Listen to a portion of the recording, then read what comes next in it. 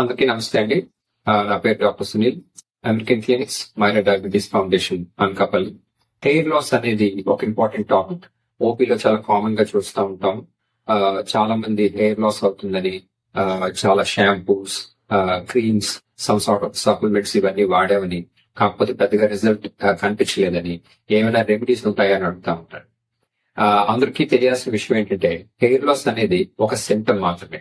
అది మీ బాడీ మీకు some underline problem ఉంది, దాన్ని ఐడెంటిఫై మీరు చేసుకోవాలి అని మీకు ఒక వార్నింగ్ సైన్ ఇస్తా ఉందన్నమాట.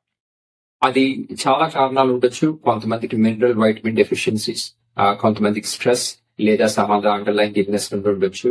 కాకపోతే మన సెటప్ లో most common reason for hair loss ఏంటంటే మాత్రం ప్రోటీన్ డెఫిషియన్సీ.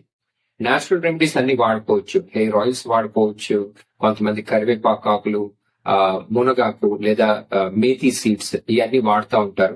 బట్ అన్నిటికన్నా ఇంపార్టెంట్ థింగ్ ఏంటంటే ప్రోటీన్ డెఫిషియన్సీని అడ్రస్ చేయాలి. హెయిర్ సెల్ చాలా ఫాస్ట్ గా పెరుగుతూ ఉంటది. సో బాడీ హెయిర్ సెల్ కి కాన్స్టెంట్ గా ప్రోటీన్ సప్లై చేయాల్సి ఉంటుంది. అదే ప్రోటీన్ డెఫిషియన్సీ ఉందనుకోండి, హెయిర్ గ్రోత్ మీద మీ బాడీ దృష్టి పెట్టదు. Survival over style. అందుకని చెప్పేసి మీ బాడీ ఇంపార్టెంట్ ఫంక్షన్స్ కి మాత్రమే ప్రోటీన్ పంపిస్తూ ఉంటది. దానివల్ల హెయిర్ నెగ్లెక్ట్ అయిపోయి హెయిర్ లాస్ అవ్వడం చాలా కామన్ థింగ్. అందుకనే ఏం చేయాలి అంటే న్యూట్రిషన్ మీదే ముఖ్యంగా ఇంపార్టెన్స్ ఇవ్వాలి. ఇందాక చెప్పుకున్నట్టుగా నేచురల్ మెథడాలజీ అన్ని ప్రయత్నించవచ్చు, కాకపోతే ప్రోటీన్ ఇంటేక్ బాగా పెంచాలి. అది ఎలా అంటే అదే వెజిటేరియన్స్ అనుకోండి, లెంటిల్స్ మీద, పనీర్, టోఫు, సీడ్స్, నట్స్ వీటి మీద బాగా దృష్టి పెట్టాలి. నాన్ వెజిటేరియన్ ఆప్షన్ ఉన్న వాళ్ళైతే ఎగ్, ఫిష్, చికెన్ మీద దృష్టి పెట్టచ్చు. Yoghurt is a common thing, ఎవరైనా దీన్ని ట్రై చేయొచ్చు.